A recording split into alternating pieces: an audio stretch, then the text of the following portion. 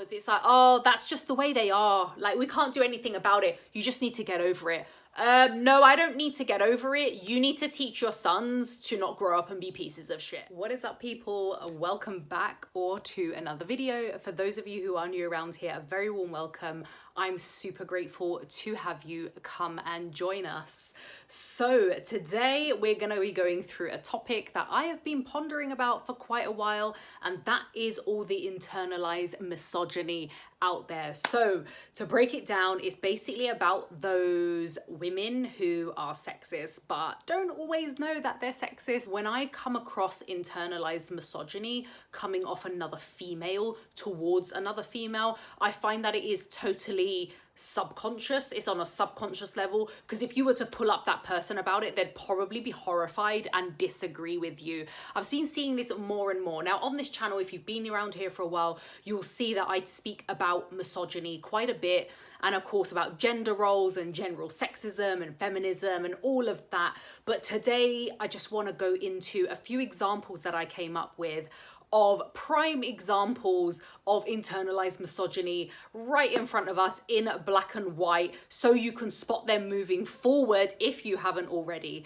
You know, I deal with things with complete and utter sarcasm because I am fluent in sarcasm as well as 2 other languages. So let's get into it. But before we do that, if you haven't already, make sure you hit that subscribe button, give this video a massive thumbs up. It really helps push this content out so that it can attract the right tribe who are looking for a child-free community like so. So for those of you who are looking for something a little bit more intense and a little bit more special, if my sarcasm and swearing isn't quite enough and you want a little bit more, I do have a membership, Unhinged. You can click the join button down below and you can see all the perks and what else is available to you there.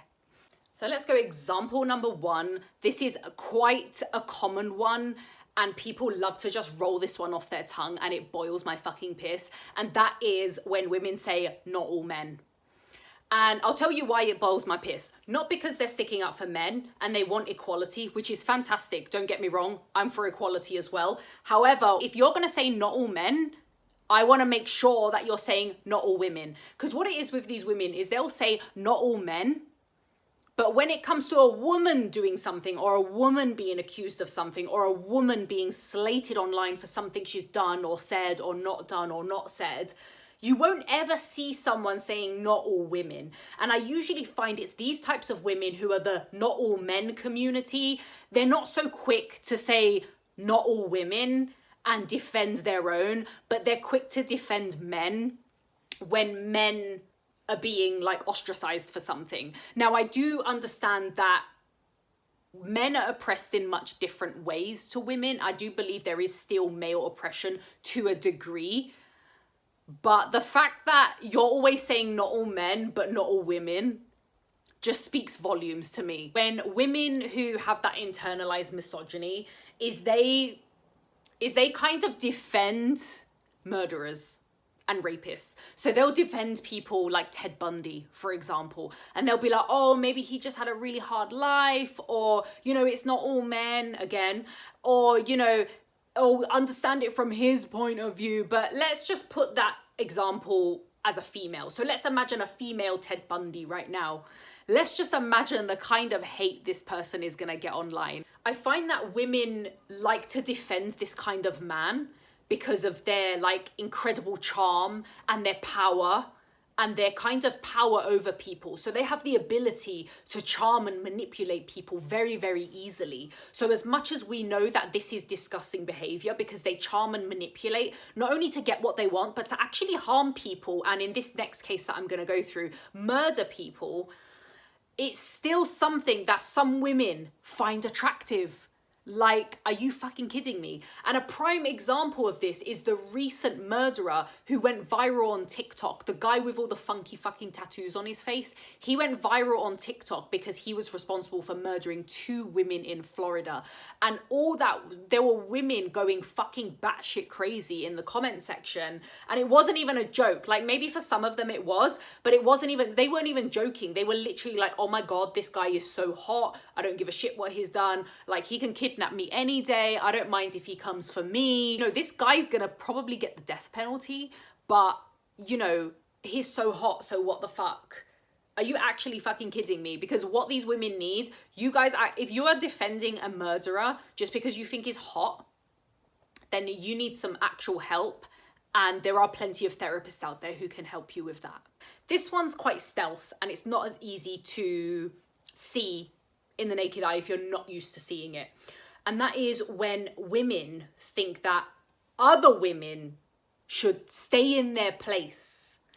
And what I find funny about this next point is I find that a lot of the women who feel like this about other women, you know, they feel like, oh, I'm at home with kids. I like my picket fence life and my trad life wife, and my trad wife life.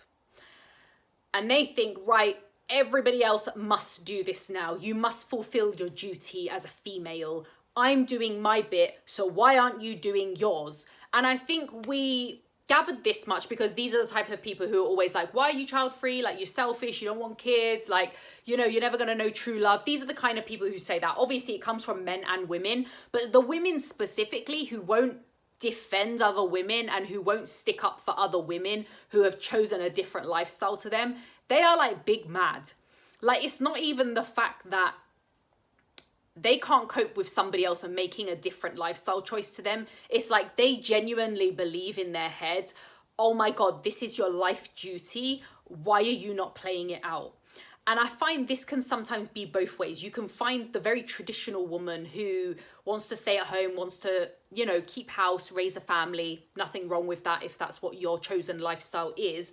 But then they have a really big issue with another woman like shunning that lifestyle. But then there's kind of like another example of this. I think this can come a lot from like narcissistic mothers specifically when they're raising daughters and say their daughter wants to go into a different field to them, or they want to be like an astronaut or a pilot or a scientist. And now I'm picking specific like typical like gender role male dominated jobs, and they're kind of like, oh my God, why did you want to do that for? Like, why would you even want to do that? Why don't you just become a teacher or a nurse or a carer? You know, these typical like female roles. So again, that is on a subconscious level. I don't believe it's always actively meant to hurt someone, but I just find it's like a lot of different generations can be like this when they're raising, specifically when they're raising their daughters, is they can have these kind of narcissistic traits where it's like, oh, I didn't have that opportunity, why should you?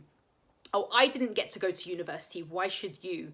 Or they don't want their daughters, they'll kind of they'll try and sabotage their daughters, you know, success, because it's like, oh, I didn't do that, so why should you? I didn't get that opportunity, how dare you? Not just towards their daughters, but also towards other young women as well, is they grew up in an environment where that was totally normal. So they grew up in an environment where they were more than likely on the receiving end of that behavior. And so they've grown up just copying that behavior. I was on the receiving end of it, therefore I'm just going to pass it down to you. Again, it's that this is why I always talk on this channel about self-reflection, self-development. It is literally priceless just to look into your self-development and just to look at those tweaks, like, right, where can I improve? And I'm not saying do this from a broken standpoint or from a standpoint of like, oh, I need to be fixed, but just from a standpoint of like, right, I grew up watching this behavior. I don't want to pass it on to anybody else. How can I improve? I don't want, you know, if I was to have kids, for example, I would look at, you know, the environment I grew up in and the behaviors I saw growing up, and I'd be like, right, I wouldn't want that. Therefore, I'm going to do this a little bit different. And I know a lot of people out there genuinely do try. There are a lot of parents who have kids and they're like, right, I don't want my kid to grow up how I did, so I'm going to do my best to make it different for them. And that's fair enough. At least they're making an effort and at least they're aware of what went on in their household and they don't want to repeat that for the next generation. But a lot of people, unfortunately, don't look inwards and then they just keep these patterns repeating and repeating over and over again. Guys, let me know down below if this next example is something you experienced growing up. A lot of mothers do this and it absolutely winds me up, and that is like they put their son on a pedestal, but the daughter is like an afterthought. Oh my God, does this piss me the fuck off? And I was just talking about this to somebody else today about how, and the saying kept coming up, boys will be boys. And it just made me think it could be added to this example.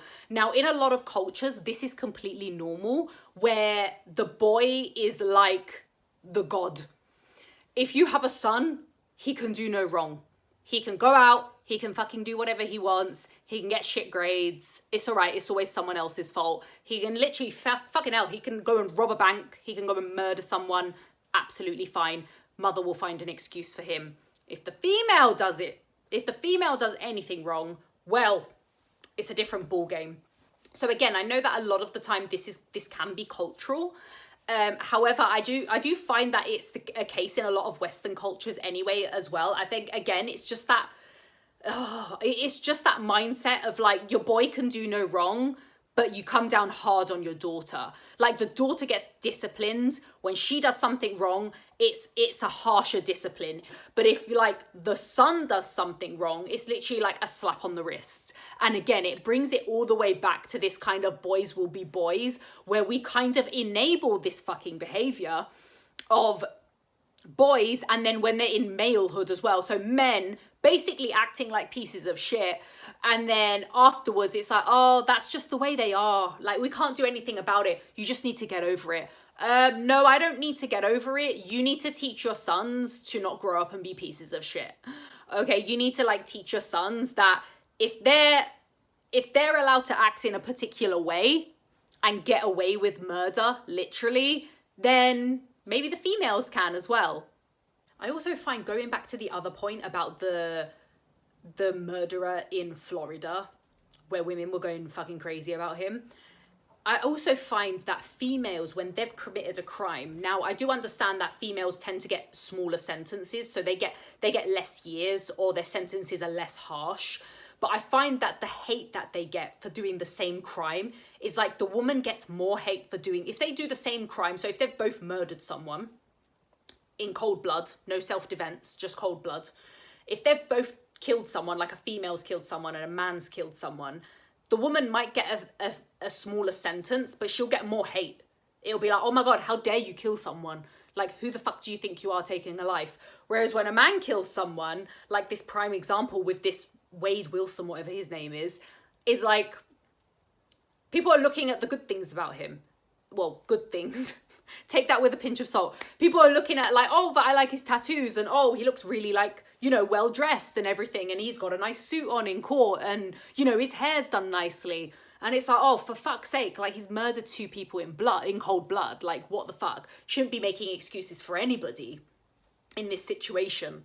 And of course, I do repeat this a lot on this channel, but it's a topic I just find fascinating, because I find people's behaviours and their, you know, cognitive dissonance and how they treat other people depending on, you know, what gender they are, or what ethnicity they are, or, you know, if they have an accent or not. And it's just all very, very interesting just to see how people behave in certain ways. And if I go off topic a little bit, a prime example of that is, again, when people meet you for the first time. And I know that it's just small talk, but it's when people say, what do you do for a living? And I do find that this comment, this question, is not always from an interest point of view, but it's to see how the level of respect that they're going to give you. So whatever job you mention or career that you mention, it's from a standpoint of like, I want to see how much respect I'm going to give you. So if you say something like lawyer, teacher, doctor, you know, these typical, you know, careers where they're a great career path to go down because, you know, you're successful and you have money, people respect you more. Whereas if you say like, oh, you know, I'm a street cleaner, or I don't know, a pest controller, I don't know, people are instantly like, the level of respect and how they treat you is going to be totally different. And I've had various careers in my lifetime, and it's been interesting seeing people's behaviors when I tell them what the job title is, and then just to see what the behavior's like afterwards. But to be fair, I haven't had this question in a long time, and I think it's quite good. I think people are finally moving on from it and just taking the person as they are, instead of, you know, oh, let me see how I can respect you depending on like what gender you are or what you do for a living or how you fucking pay your bills. Like, this is so old school. Let's move on. So I want to hear from you guys and your examples or experiences of any, well, you've probably had some form of sexism thrown at you if you are a female. And just before anyone says not all men, yes, I do know some men can be on the receiving end of this as well. So please refrain from saying not all men. So if you haven't already, make sure you hit that subscribe button, give this video a massive thumbs up, and I will see you guys in the next video. Peace out.